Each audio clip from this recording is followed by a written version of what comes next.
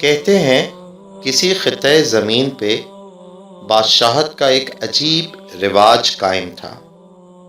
وہاں کی عوام اپنے ملک کے لیے صرف 1 سال کی مدت کے لیے کسی کو بادشاہ منتخب کرتی اور سال گزرنے کے بعد اس بادشاہ کو ایک جنگل بیاباں میں اکیلا چھوڑ آتی، جو کہ اس کو بادشاہت سونپتے ہوئے پہلے ہی دکھا دیا جاتا تھا۔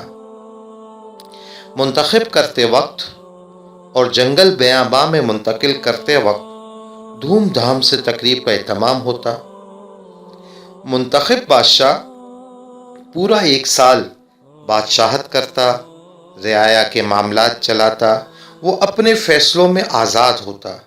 دوران بادشاہت اس کو کوئی کسی بھی قسم کی روک ٹوک نہیں کر سکتا تھا، وہ اپنے فیصلوں میں آزاد ہوتا۔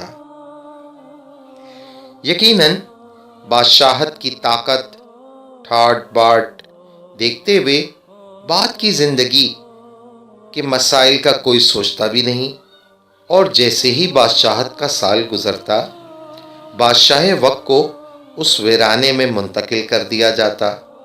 منتقلی کے وقت تمام بادشاہوں کی عجیب کیفیت ہوتی، ان کے چہرے پہ اس ویران جگہ اور تکالیف کا خوف نمایاں ہوتا، مگر حسب معاہدہ انہیں انکار کی اجازت نہ ہوتی۔ تمام ہی بادشاہ اس منتقلی کے وقت ایک خوف کا شکار ہو جاتے اور کچھ ہی عرصے میں اس جنگل بیاباں میں مر کھپ جاتے۔ ایک دفعہ وہاں کی عوام نے ایک بادشاہ کا انتخاب کیا۔ یہ بادشاہ انتہائی عقل مند اور سمجھدار تھا، عدل و انصاف کرتا، رعایا کے معاملات کو دیکھتا اور فارغ اوقات میں سنجیدگی سے اپنے وقت کو قیمتی بناتا۔ کسی بھی قسم کی عیاشی میں مبتلا نہ ہوتا۔ بہرحال اس کی بادشاہت کا بھی جیسے ہی سال مکمل ہوا، حسب ترتیب اس کی منتقلی کی بھی تقریب کا آغاز ہوا۔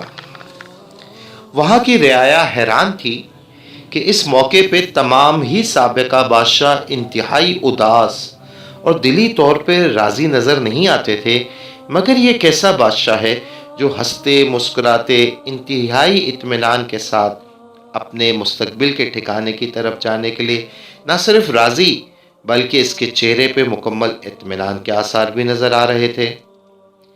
تقریب کے اختتام پہ چند لوگوں نے حسب معمول بادشاہ کو لے کر اس کے طے شدہ مقام کی طرف قدم بڑھا دیے۔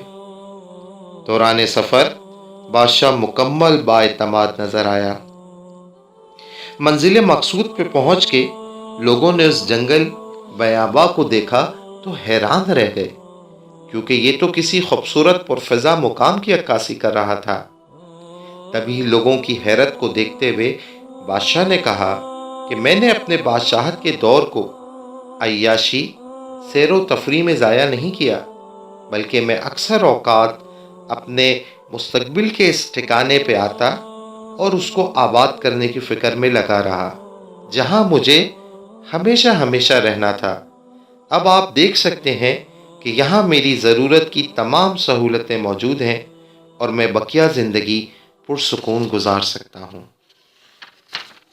دوستوں، ہمیں اس عقل مند بادشاہ کی کہانی سے اہم سبق حاصل ہوتا ہے کہ ہم بھی اس دنیاوی زندگی کو خواب غفلت میں نہ گزار دیں، بلکہ دنیاوی ضروریات اور تقاضوں کے ساتھ ساتھ اپنے ہمیشہ کی رہنے والی جگہ کو بھی خوب آراستہ کریں۔